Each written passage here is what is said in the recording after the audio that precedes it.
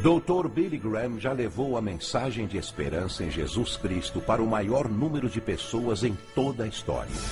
Mais de 210 milhões de pessoas em 185 países ao redor do mundo foram tocadas pela mensagem do Dr. Billy Graham. Por mais de 60 anos, ele vem fazendo com que milhares de pessoas entreguem suas vidas a Jesus.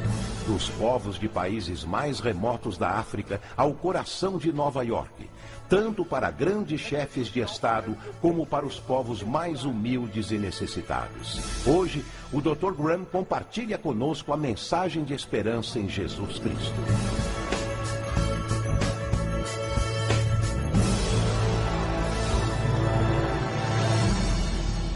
Há alguns anos atrás, 2 filmes britânicos receberam o Oscar da Academia de melhor filme do seu respectivo ano. E ambos foram a respeito de 2 homens.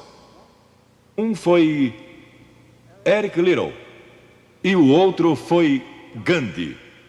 Ambos tiveram a força e a coragem, quando sob pressão, de dizer não a si mesmos, de exercer autodisciplina. Quero tomar como meu texto de hoje 1 Coríntios, capítulo 10. Começando com o versículo 12. Aquele, pois, que pensa estar em pé, veja que não caia. Não vos sobreveio tentação. Ouçam isto. Não vos sobreveio tentação que não fosse humana.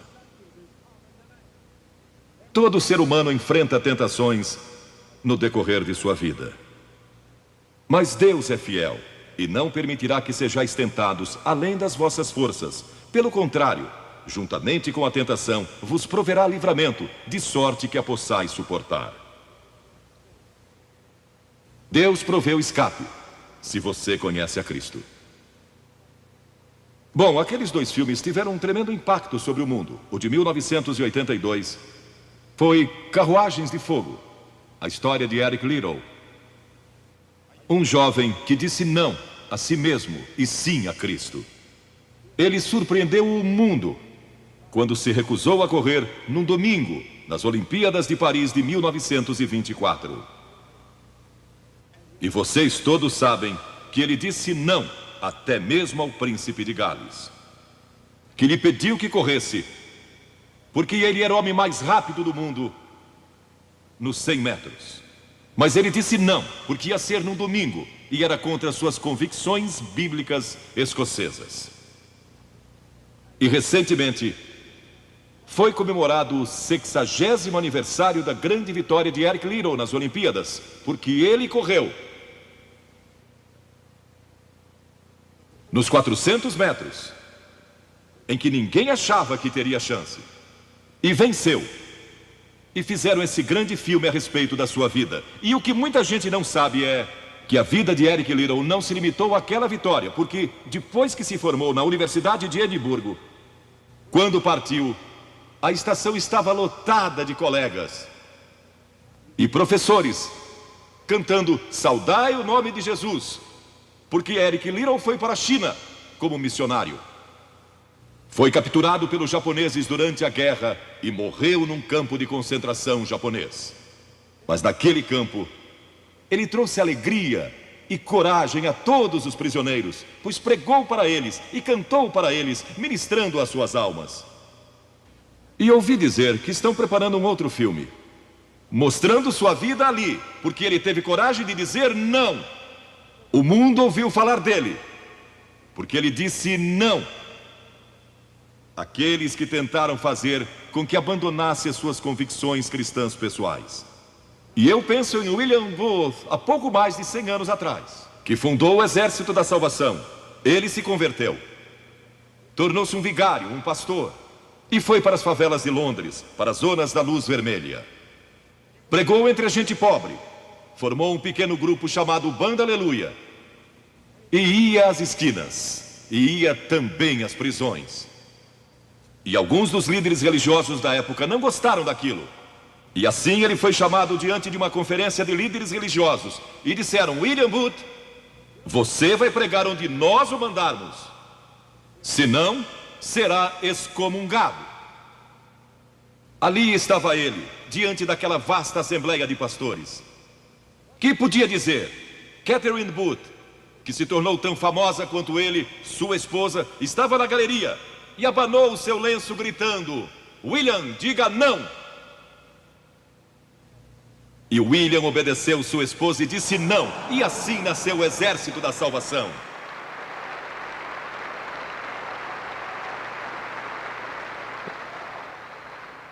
Lemos muitas histórias na Bíblia a respeito de jovens que disseram não e mudaram o curso da história. A primeira que quero mencionar, talvez nunca tenham ouvido falar. Seu nome foi Vasti e foi rainha da Pérsia. A esposa de Assuero, que reinou desde a Índia até a Etiópia. Pensem em todo o petróleo que ele tinha e provavelmente nem sabia. Um dos monarcas mais ricos que já viveu. E ele deu uma grande festa, que durou muitos dias. No fim, provavelmente já bêbado, ele ordenou que sua esposa Vasti viesse e ali dançasse para todos os seus convidados. E ela assombrou aquele grupo de líderes mundiais. Ao se recusar, ela disse não. Eu não vou expor o meu corpo para esses homens. Ele mandou outra mensagem, ameaçando que ela deixaria de ser rainha e perderia seus confortos e bens materiais e toda a sua fama.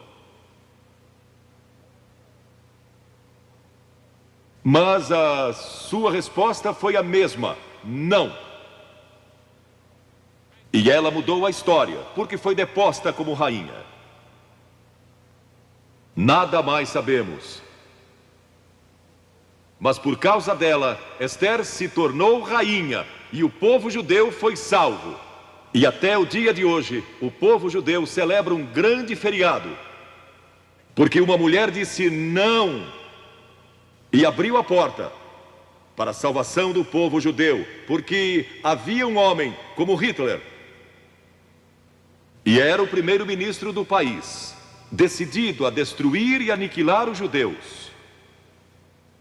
Agora, a Bíblia tem muito a dizer a respeito de sensualidade e lascívia e depravação. A palavra lascívia significa a tendência de incitar desejos sensuais. Sensualidade significa o apelo proposital aos sentidos físicos para satisfação pessoal. Talvez lendo um livro pornográfico ou assistindo um filme impróprio. A Bíblia diz que devemos nos abster das paixões carnais, da sensualidade, que fazem guerra contra a alma. Elas estão em guerra contra a sua alma e seu espírito. E a Bíblia diz que devemos nos abster delas, ficar longe delas. E então a Bíblia usa outra palavra, réprobo. Agora, isso se refere a pessoas totalmente depravadas, de consciências mortas ou cauterizadas, não sabem mais corar, perderam a capacidade de discernir entre o bem e o mal. E em Romanos 1:28 lemos: e por haverem desprezado o conhecimento de Deus, o próprio Deus os entregou a uma disposição mental reprovável para praticarem coisas inconvenientes. Ou seja, Deus desistiu deles dizendo: vão em frente. Gozem toda depravação e toda sensualidade que quiserem, não vou perturbá-los. Ainda não. Mas saibam que seus pecados os acharão e prestarão contas no dia do juízo. E Paulo, escrevendo ao jovem Timóteo, disse: também estes resistem à verdade, homens de todo corrompidos, réprobos quanto à fé. Em outras palavras, rejeitaram a Cristo por tanto tempo que suas consciências se cauterizaram e seus corações se endureceram. E mesmo que o Espírito de Deus lhes fale, eles não podem ouvir. É por isso que é importante que você aceite a Cristo quando é jovem. É importante que venha a Cristo agora. Se o Espírito de Deus está falando com você, entregue a sua vida a Cristo, porque o dia pode chegar em que a sua consciência esteja morta e você não possa mais ouvir a voz de Deus. Ela disse não. Mas Vasti, você vai perder o trono, vai perder suas riquezas, pode até perder sua vida. Ela disse: minha resposta é não. Qual é sua resposta hoje àquelas coisas que são erradas? À mentira, à lascívia, à cobiça, ao preconceito racial? Qual vai ser? Você vai disciplinar seu corpo? Vai permanecer firme às convicções que Cristo e a Bíblia ensinam? Ou vai ceder e seguir pelo caminho largo que leva à destruição? Ou vai entrar pela porta estreita e pelo caminho apertado que conduz à vida eterna? Qual vai escolher? Você tem uma escolha hoje. Deus nunca vai forçá-lo a escolher. E então houve um outro jovem, um jovem chamado Daniel. E a Bíblia diz que Daniel resolveu em seu coração que não se contaminaria com as finas iguarias do rei, nem com o vinho que ele bebia. Agora, Daniel era um jovem que tinha um propósito. Ele havia sido capturado em Jerusalém. Quando o exército de Nabucodonosor invadiu a cidade, ele foi capturado e levado através de milhares e milhares de quilômetros à Babilônia. A quase 3.000 quilômetros de sua própria terra, sem aviões nem automóveis. Eram semanas de viagem. Mas ele estava resolvido a servir a Deus, e não devia ter mais de 12 ou 15 anos de idade. E Nabucodonosor, o grande rei, levara cativos de Jerusalém para a Babilônia, e ordenou que aqueles jovens, em quem não havia defeito, de boa aparência, instruídos em toda a sabedoria, fossem ensinados em sua corte, para que ele pudesse usá-los. Ele queria usar aqueles jovens judeus, porque sabia que eles tinham um dom especial. E durante o período de treinamento, mandou que lhes dessem os melhores vinhos e as mais finas iguarias, e todos os confortos disponíveis na corte de Nabucodonosor. Mas Daniel disse: não, não quero o vinho do rei, e não quero as iguarias do rei. Quero dormir no chão, não numa cama de penas. Quero viver uma vida simples e também disciplinada. Que diferença dos que mal podem esperar pelo dia em que possam sair de casa e se divertir. Mas não Daniel.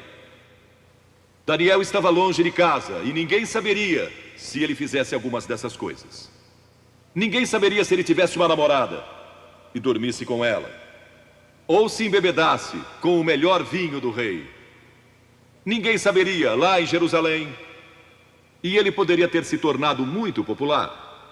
Mas esse primeiro não, quando jovem, preparou-o para o grande não, quando era primeiro-ministro da Babilônia, e foi lançado na cova dos leões, porque não abandonou sua fé em Deus. Nós nos contaminamos ao comer demais, ou ao nos embebedarmos, ou ao tomar drogas, ou gastando tempo demais assistindo televisão, ou indo aos cinemas. Jesus declarou em Lucas capítulo 21: acautelai-vos, para que nunca vos suceda que os vossos corações fiquem sobrecarregados com as consequências da orgia e das preocupações deste mundo, e para que aquele dia não venha sobre vós repentinamente. O apóstolo Paulo disse: não disponhais para a carne no tocante às suas concupiscências. E Pedro disse: porque basta o tempo decorrido para terdes executado a vontade dos gentios, tendo andado em dissoluções, concupiscências e em detestáveis idolatrias. A Bíblia diz que devemos disciplinar nossas mentes e também nossos corpos, e disciplinar o coração pela nossa fé em Cristo. E então houve outro jovem chamado José, que foi vendido para o Egito pelos seus irmãos e se tornou escravo de um homem chamado Potifar. E Potifar tinha uma linda esposa, e José era forte e bonito. E em Gênesis, no capítulo 39, se quiserem ler a história, lemos a respeito da tentação de José. A esposa de Potifar se apaixonou por José, porque José se tornou mordomo de toda a casa de Potifar, cuidando dos seus negócios. E ela viu aquele belo jovem, viril e de boa aparência, andando pela casa e pelo jardim, cuidando dos negócios todos os dias, e ela o cobiçou. E disse: deita-te comigo. Ele disse: não. E acrescentou: não posso fazer isso ao meu senhor, que me confiou tudo o que tem, exceto sua esposa. Não posso pecar contra Deus, o Deus dos meus pais. Ele estava longe de casa, lá no Egito, quem saberia?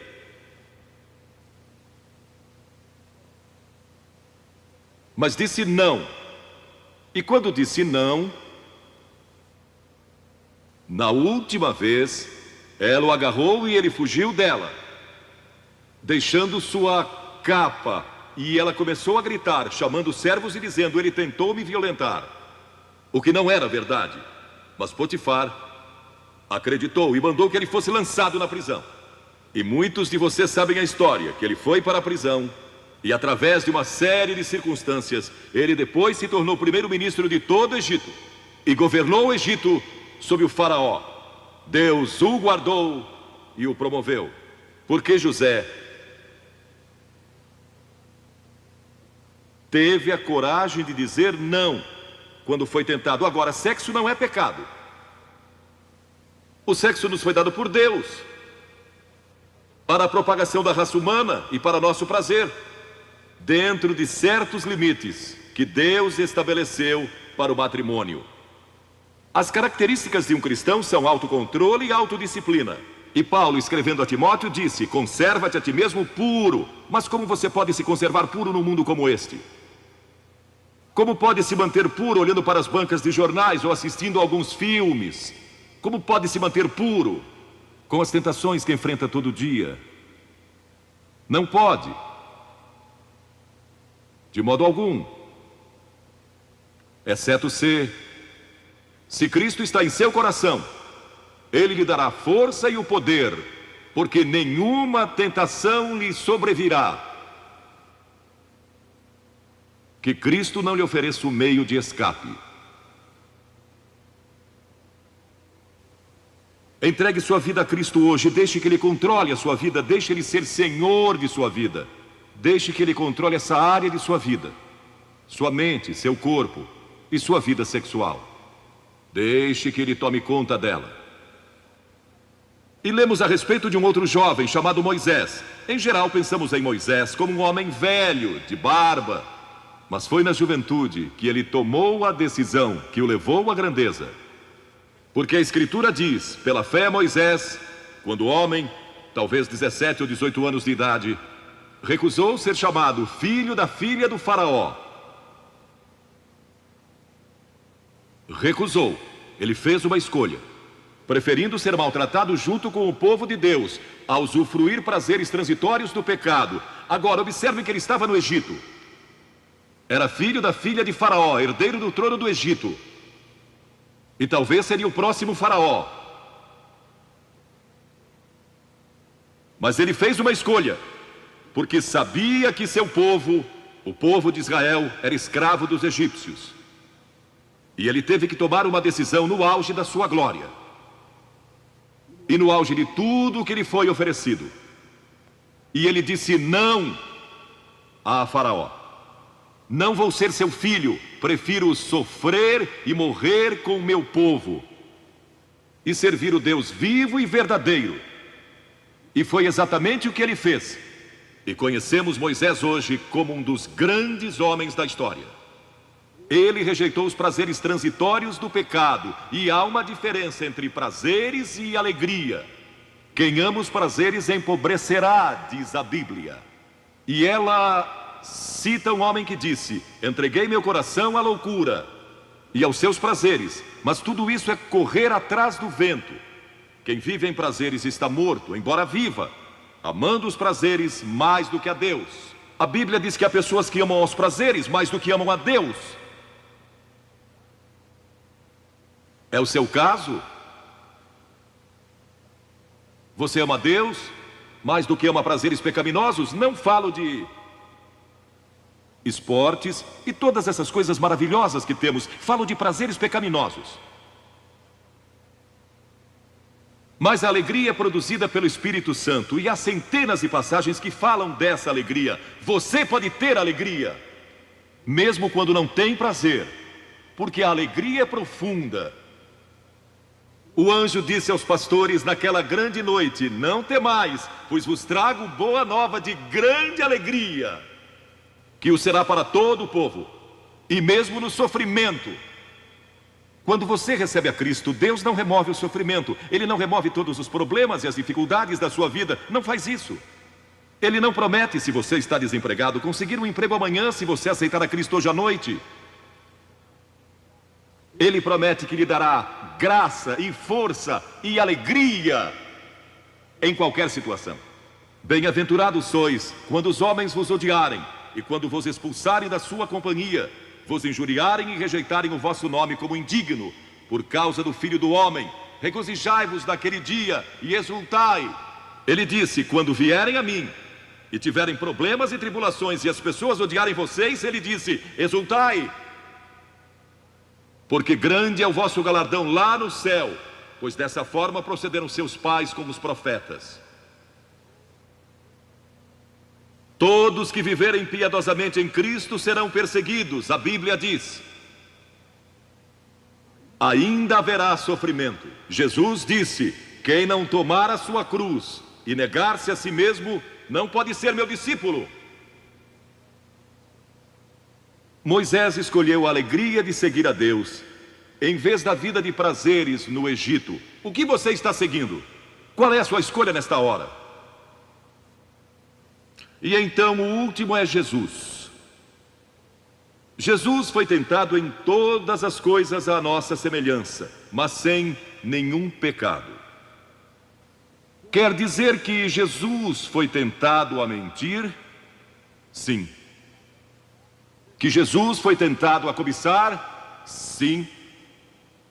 Que ele foi tentado a adulterar? Sim. Que Jesus foi tentado a roubar? Sim. Ele foi tentado em todas as coisas, como nós, mas sem pecado. Como ele teve vitória sobre a tentação? A Bíblia nos diz no capítulo 4 de Mateus e em muitos outros textos, mas vou falar só deste. O diabo veio a ele quando ele estava faminto e sedento e disse: se és o Filho de Deus, manda que estas pedras se tornem em pães. Observem que ele tentou colocar dúvidas na mente de Jesus quanto à sua identidade.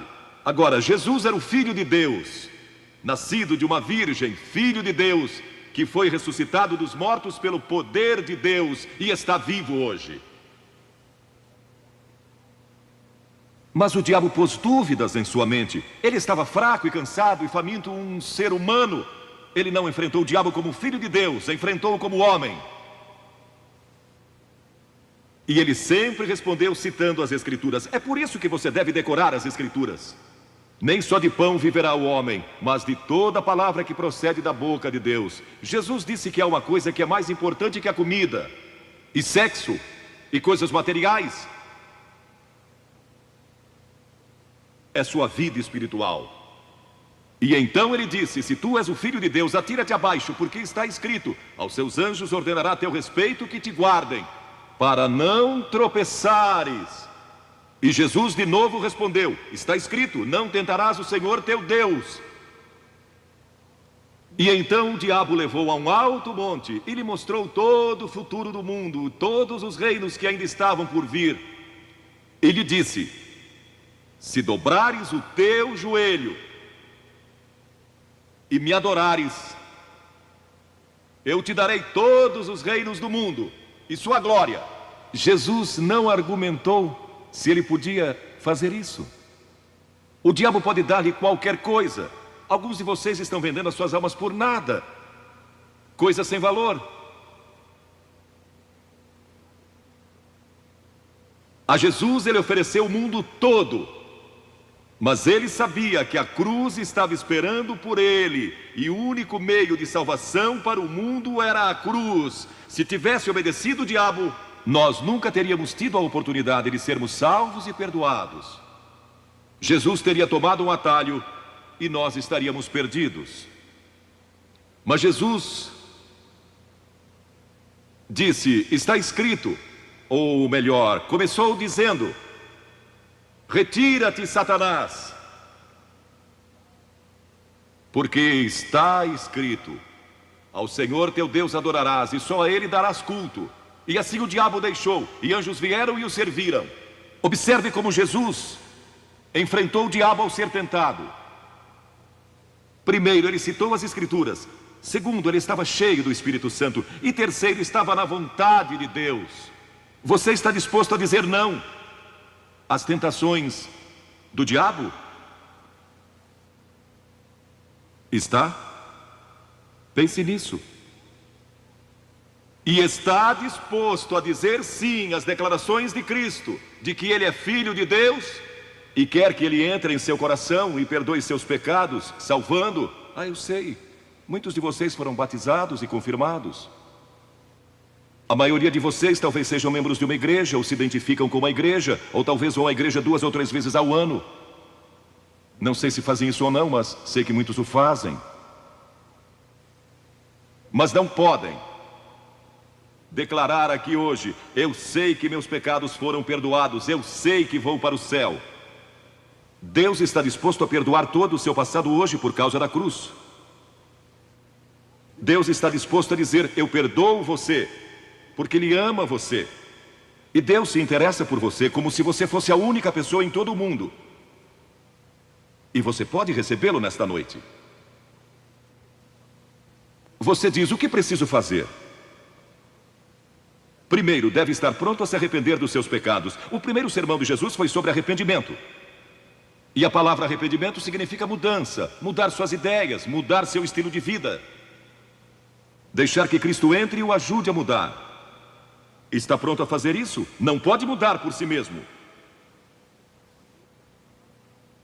Mas Ele o ajudará a mudar. Não que você será perfeito. Significa que vai dar à sua vida uma nova direção. E Ele estará com você para ajudá-lo. À medida que você anda dia a dia com Cristo, você vai falhar e vai errar. Não vai ser perfeito. Mas Cristo estará com você, se estiver pronto a se arrepender.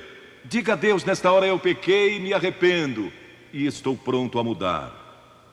E então a segunda coisa é que você o recebe pela fé. Cliff disse há pouco que você não pode racionalizar a salvação. Há certas coisas que podemos compreender, mas muitas delas a princípio você não pode entender. Tem que vir como uma criança, dizendo: não posso entender tudo, mas eu te recebo em meu coração hoje pela fé. Pela fé que somos salvos, pela fé e não por obras, para que ninguém se glorie. Pela graça que somos salvos. E então a terceira coisa: você está pronto a sair daqui hoje dizendo: vou segui-lo e servi-lo o melhor que me for possível. Sabem, em nossa reunião em Bristol, algumas semanas atrás, estava ali um jovem de 17 anos, e ele tinha ido à autoescola aquela tarde, e pediu que seu instrutor o deixasse em um dos portões do estádio. E entre aquela multidão ele encontrou sua família, que tinha sido convidada para a cruzada. E no encerramento, ele e sua irmã fizeram o que vou pedir que vocês façam hoje. Vieram à frente e ficaram diante da plataforma, indicando que estavam entregando suas vidas a Cristo. Uma semana depois, esse rapaz de 17 anos morreu num acidente num túnel que desmoronou. Talvez vocês até tenham lido nos jornais. Ele disse sim a Cristo, nunca imaginando que em poucos dias ele estaria indo ao céu. E nós o veremos lá outra vez. Você sabe para onde iria se isso acontecesse com você?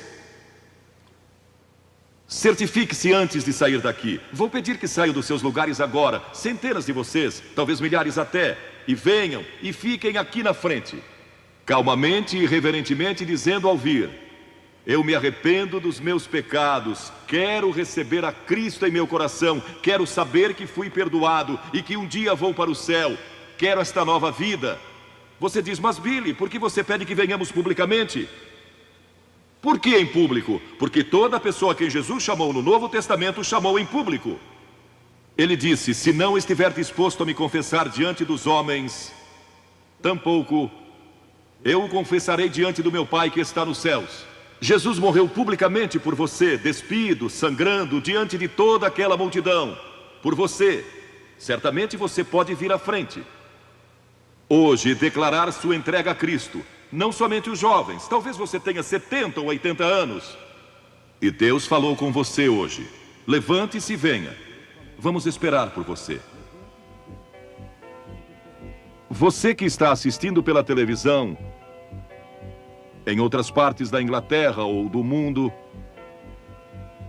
também pode tomar uma decisão por Cristo agora. Entregue sua vida a Cristo hoje e tome a decisão que estas pessoas estão tomando, estas centenas de pessoas. Vimos mais de 3.000 pessoas todas as noites. Que Deus o ajude a tomar essa decisão hoje. E procure uma igreja mais próxima.